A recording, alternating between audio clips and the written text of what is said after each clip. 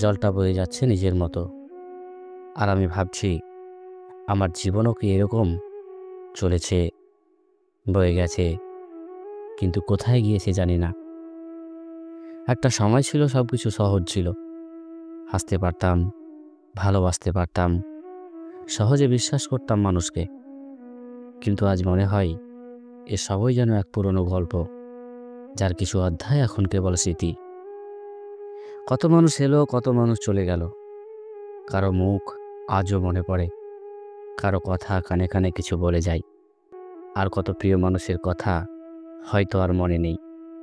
তবু এক একটা মানুষ এক একটা মুহূর্তে আমার ভিতরে কোথায় একটা দাগ কেটে গেছে। জীবন আমাকে শিখিয়েছে সব কিছু পাওয়া যায় না।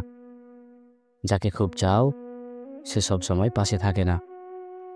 যে স্বপ্নগুলো একদিন সত্যি মনে হতো, আজ সেগুলো কেবল ভাঙা কাঁচের মতো। ছোঁয়া যায় কিন্তু ধরা যায় না। এ নদীর মতো জীবনও কত নিঃশব্দে চলে যায়, না বলে, না শুনে, না থেমে।